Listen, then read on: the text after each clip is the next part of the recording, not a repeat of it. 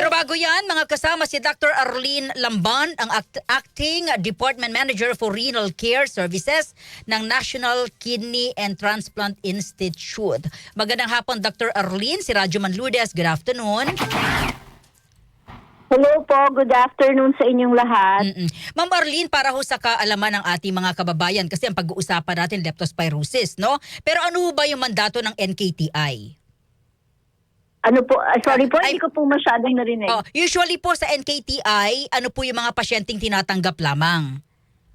Ay, karaniwan ho, ang tinatanggap lang namin dito sa NKTI is yung mga mild to moderate cases na nagre-require po ng dialysis. Otherwise, pag hindi naman nagre-require ng dialysis at wala namang organ damage, walang ibang problema at stable, we consider them as mild cases at pinapauwi naman po sila. Okay. Bakit ho naiugna yung leptospirosis? Paano ho makakapasok sa NKTI kung sila po may leptospirosis?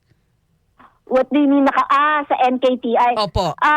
Dahil po, ang unang-unang tinatarget na organ ng mga pasyenteng may leptospirosis is yung kidneys. Yung mga pasyente po nagkakaroon ng kidney failure. So, yung iba hong pasyente nangangailangan ng dialysis. Ang NKTI bilang apex hospital ng lahat ng referral na merong sakit sa kidney, dito ho sila na idadala madalas. Ma'am Arlene, lahat ito sa mga nakikinig si Ma'am Arlene kausap natin para malinaw. Ma'am Arlene o Dr. Arlene, lahat ho ba na may leptospirosis dapat diretso na sa NKTI? Ay, hindi naman po. Kasi yung mga nandito sa NKTI, yun hong dinadialysis na namin. So yun ho yung medyo malala. Ganito po, ang gusto ho naming ipaalam para sa lahat ng kababayan natin na ang leptospirosis ay na-prevent, na iiwasan po siya. At kung siya ho ay mild, siya ho ay nagagamot. So kung kayo ay may exposure, lumusong kayo sa baha at nagkaroon kayo ng trangkaso, malaki ang tsansa na maaring nagkaroon kayo ng leptospirosis, dumiretso na po kayo sa inyong local health center. Kasi pag mild or kailangan lang ng prevention, mariresetahan ho kayo at kayo naman ay gagaling. At wag ho silang mag-alala dahil may mga yakap centers naman na pwedeng mag-accommodate sa mga pasyente ng libre para maagapan at hindi na lumala kung totoo silang leptospirosis. Kasi po yung dinadala dito sa NKTI, sila na po yung malala, sila na po yung dinadialysis na namin. Ang ganda na sinabi niyo, Doc, no? Kasi baka yung mga nakikinig ngayon, merong mild or positive sa leptospirosis, baka lahat magtakbuhan na sa NKTI. So nililinaw ni Doc, di ba Doc? Nililinaw ni Doc, ito ay para sa mga tinamaan at nagda-dialysis. Yes. Okay, that's good. Yung mga malala na. So, gusto namin ipaalam na yung mga kababayan natin, huwag nyo na hong hayaang lumala yung karamdaman ninyo. Kung kayo ay lumusong sa baha at nagkatrangkaso kayo, nakaramdam kayo ng mga simptomas tulad ng lagnat, pananakit ng katawan, pananakit ng mga muscles at inyong mga kasukasuan, nanilaw ang mga mata, wag nyo na kung hayaang manilaw pala ang inyong mga mata. Dumiretso na kayo sa inyong mga local health centers at nang magamot kayo kaagad, maagapan. Doc, as of this moment, 3:22 ng hapon, araw ho ng Martes, ano po ang tali na hawak po o data na hawak po ng NKTI na kaso po ng leptospirosis? Ngayon po, ito nag-reporting kasi kami 7 a.m. at saka 7 p.m. at ito ay connected with DOH.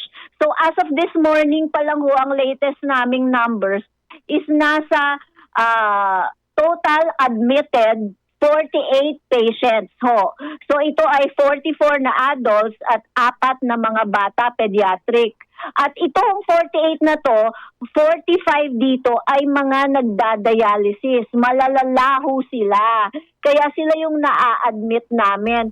Pero kung ito ay simpleng acute kidney injury lamang, na-expect naman ho namin na sila ay gagaling at marireverse basta hindi pa sila malalang-malala.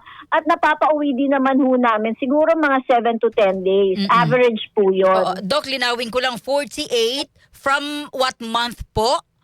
Ay, ano lang ho yan, bigla ho kasing tumaas nitong Saturday, Sunday lamang. Kasi ho, hindi porke lumusong ka ngayon sa baha, Oo. automatic magkakalepto ka na. Meron ho kaming tinatawag na incubation period. So, ang incubation period, dun palang dadami yung bacteria, dun palang mag-i-invade sa ating mga organs. So it can invade as early as 2 days, appear na agad yung symptoms, or it can be as late as 30 days. So kung nagbaha tayo nung itong mga nakaraang linggo, pag na-expose ka, pakiramdaman mo sarili mo within the first 2 to 30 days. Okay. 48, ito ay with between Saturday, Sunday at ngayon. Yung 48 na Oo, numbers. ito ho yung biglang taas, yes. Oo. So ito hong 48 na to, ina-accommodate ho namin at ito ho ay admitted as of this morning. This morning pa lang ho yan, wala pa kami yung complete data for this afternoon. Okay. Sabi niyo po may 44 adult and the rest bata. Paano nga nagkaroon ng leptos yung bata, Doc?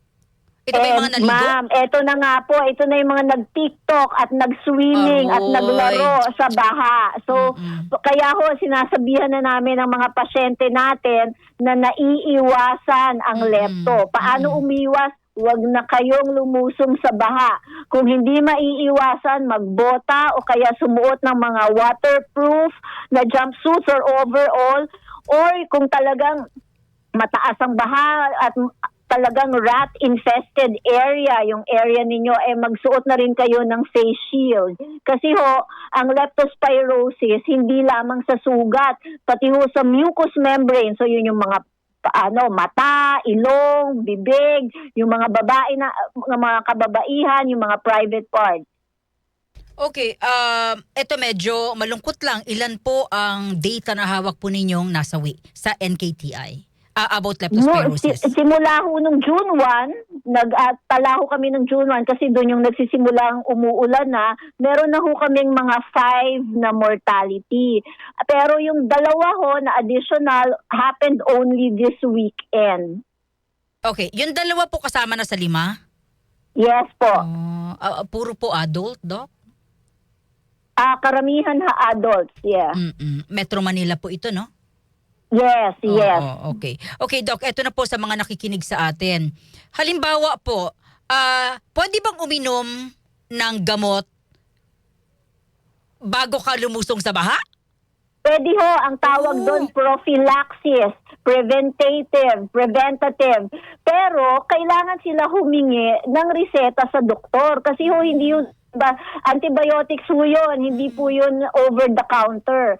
So pwede ho silang manghingi sa kanilang mga barangay health offices para ho sila'y maresetahan. Libre po ito sa mga barangay. Okay. Kung ikaw ay lumusong sa baha, halimbawa, ito lang Dok kasi iba-iba ang paglusong sa baha. Di ba? Halimbawa kami. Yes, meron hong mild exposure, merong araw-araw at merong prolonged. Oo. Okay, kami ho, halimbawa lang Dok, pumasok. Siyempre, nakasapatos. Na umabot sa tubig yung sapatos, nabasa ang paa namin. Okay. Kailangan yung exposure na po ang tawag doon, mild exposure. Pwede na ho kayong uminom ng antibiotics at ng prophylaxis. Particularly, kung nandun kayo sa lumusong sa area na maraming daga, na known talaga na maraming daga. Okay. Ngayon, sa mga kalahati ng katawan, tapos yung iba sa ulo, tapos may di pa TikTok pa sila.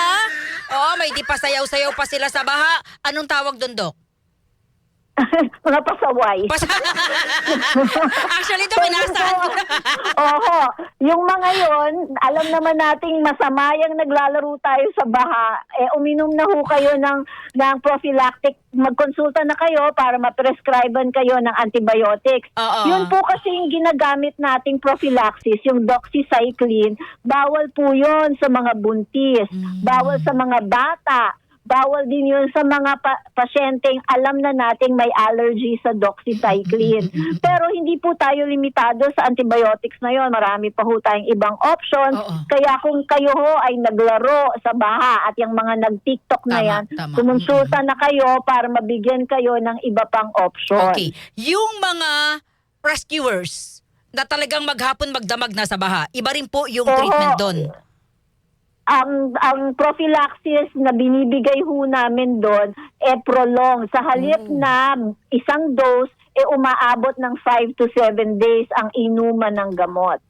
Okay, Doc. Sa mga nakikinig, ito, diretso ko na, Doc, kasi baka sabihin la, ano ba naman yan? Kaya minsan ayoko na magpa-doktor. Bakit bang papadoktor pa ako? Hindi ba pwedeng bumili lang ako diretso or bigyan ako diretso? Hindi po, kasi antibiotics ito. Ito Doc? Oo. So, at saka mainam na rin na nagpapakonsulta ka kasi baka naman bawal sa'yo pala. Baka meron ka palang reaksyon sa mga gamot na katulad ng doxycycline. Dinadagdagan pa ang problema mo.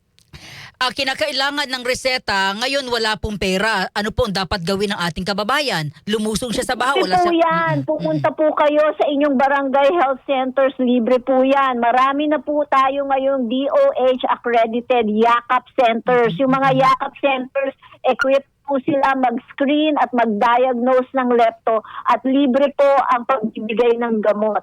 Okay. Sa mga nakikinig din po, Doc, ano ho, balikan natin kanina, binanggit nyo na po, ano po ang pinaka-common na sintomas ng leptospirosis? Number 1, trangkaso, pananakit ng kalamnan, mga joint pains. Ang mga malala na is kung nagbago o kumonte ang ihi or nagkaroon ng pagbabago sa kulay ng mata. Pero yun, malala na ho yun. Kung alam ninyong na-expose kayo at lumusong kayo sa baha at tinrangkaso kayo, diretso na ho kayo sa doktor kasi nagagamot po yan. Huwag niyo na pong hayaang lumala kayo. Oo. Alam nyo, Doc, may iba kasi, I don't know, no, sana nagagawan to ng paraan ng Doctors Association. Yung sa TikTok or sa mga Real Doc, at tinuturuan sila ng mga gamot na uminom ako ng ganitong dahon. Umaasa na lang sila sa ganun at naniniwala yung marami sa ating mga kababayan. Kaya po maraming salamat sa mga programang katulad nito, no? Kasi papalalahanan natin sila na meron pong tama at merong standard of treatment and prophylaxis ang leptospirosis. Makinig na lang po tayo sa dalubhasa at wag na lang kung kani-kanino. Oo. At Doc, huli na lang, idadagdag ko rin sa mga kabubukas pa lamang po ng radyo, kapag alam mo may leptospirosis ka, hindi pwedeng diretso ka sa NKTI.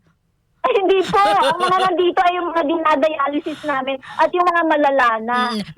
So, kung ang talaga namang hong pathway is kunyari, meron kayong exposure, papakonsulta kayo, ina-assess namin kayo, ini-evaluate kung kayo ba ay mild, moderate, o severe.